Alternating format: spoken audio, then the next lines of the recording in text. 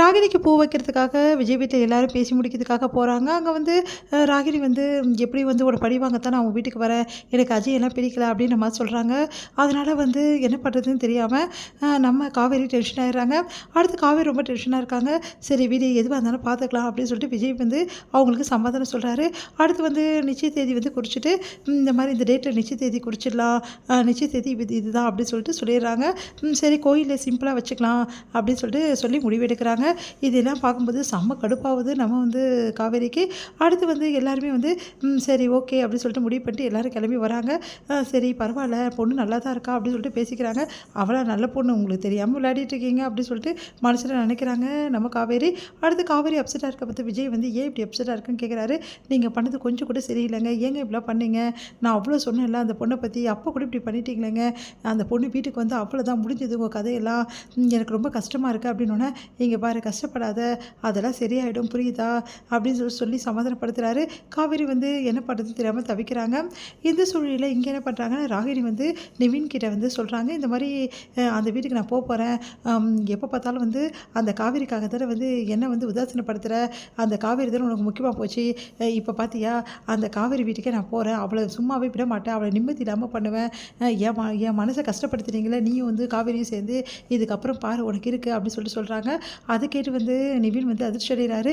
உடனே நிவின் வந்து சொல்கிறாரு, நீ என்ன பண்ணாலும் கொஞ்ச நாள் தான் உன்னால் பண்ண முடியும், அதுக்கப்புறம் உனக்கு எல்லாத்துக்கும் வட்டிக்கு முதலாக கிடைக்கும், அந்த காவேரி அந்த வீட்டில் முதல்ல இருக்கே போகிறதில்ல, இருந்தால் தானே நீ அவளை வந்து டார்ச்சர் பண்ணுவ, அவள் வந்து வந்துடுவா, நானும் அவளை கல்யாணம் பண்ணிட்டு உன் முன்னாடி வந்து சந்தோஷமாக வாழ்வோம், அப்போ என்ன பண்ணுவேன் அப்படின்னு சொல்லிட்டு கேட்டோன்னே அதிர்ச்சி அடைகிறாங்க. நீ சொல்கிறதெல்லாம் போய் நான் ஒத்துக்கவே மாட்டேன், இப்போ தான் வந்து விஜயும் வந்து காவேரியும் நான் பார்த்துட்டு வரேன், 2 பேரும் அவ்வளோ அந்யோன்யமாக இருக்காங்க, 2 பேரும் வந்து விட்டு கொடுத்து வாழ்கிறாங்க, விஜய் வந்து அப்படி பார்த்துக்கிறாரு காவேரியை, அப்போ எப்படி எந்த இதில் வந்து காவேரி வந்து உங்ககிட்ட வருவா நீ நினச்சிட்டு இருக்க, அப்படின்னா கண்டிப்பாக என்கிட்ட வருவா, எனக்கு அது நம்பிக்கை இருக்குது, அதெல்லாம் உங்ககிட்ட சொல்லணுன்ற அவசியம் கிடையாது, நீ கல்யாணம் பண்ணி போகிறது ஒரு விதத்தில் எனக்கு சந்தோஷம்ப்பா அப்படின்னு சொல்கிறாரு. அதெல்லாம் கேட்டு ராகினி செம்ம டென்ஷன் ஆகிறாங்க. இப்போவும் வந்து இந்த நிவின் கூலாக பேசுகிறானே, இது விடவே கூடாது, அவள் வேணும்னு எனக்காக தான் பேசுகிறான், அந்த காவேரிக்கை டார்ச்சர் பண்ணுறதில்ல, அப்போ தெரியும் நான் யாருன்னு சொல்லிட்டு அப்படின்னு சொல்லி டென்ஷனாக போகிறாங்க. அடுத்து வந்து வீட்டில் வந்து எல்லாருமே வந்து அந்த கல்யாணத்தை பற்றி நிச்சயத்தை பற்றி பேசிகிட்டு இருக்காங்க. அப்போ வந்து என்ன பண்ணுறாங்கன்னா காவேரி மட்டும் ரொம்ப சோகமாக இருக்காங்க. இதை பார்த்து விஜய் வந்து ஏன் காவேரி இப்படி இருக்க, நான் சொல்கிறது கேட்கவே மாட்டேன், நீங்கள் நான் சொல்கிறது கேட்குறீங்களா, நான் எவ்வளோ சொல்லி நீ வந்து கேட்காம நிச்சய தேதி குறிச்சிட்டிங்களே, இது நியாயமாக இருக்கா அப்படின்னு கேட்குறாங்க. இங்கே பாரு இது வந்து என்னோடய முடிவு கிடையாது, எங்கள் சித்தப்பா வீட்டோட முடிவு, அவங்க முடிவில் நான் எப்படி தலையிட காவேரி அப்படின்னு சொல்கிறாங்க. நீங்கள் தலையிடலாம், நீங்கள் நினச்சிருந்தா நிச்சயதார்த்தம் நடத்தாமல் வந்து நிறுத்தலாம், ஆனால் நீங்கள் அதை பண்ண மாட்டீங்க, எனக்கு நல்லா தெரியும், எனக்கு தெரியாது, நிச்சயதார்த்தம் நடக்கவே கூடாது அப்படின்னு சொல்கிறாங்க. இங்கே பாரு காவேரி சொன்னால் புரிஞ்சுக்கோ, அவங்க லைஃப் அவங்க வந்து எடுத்துக்கிறாங்க டிசிஷன், அதில் நம்ம தலையிட முடியாது, நான் சொல்கிறத கேளு அப்படி சொல்கிறாங்க. அதுக்கு காவேரி எதுவுமே பேசாமல் அமைதியாக இருக்க. இங்கே பார் நான் சொல்கிறத கேட்க மாட்டியா அப்படின்னு சொல்லிட்டு அப்படியே கண்ணத்தை தொடுறாரு.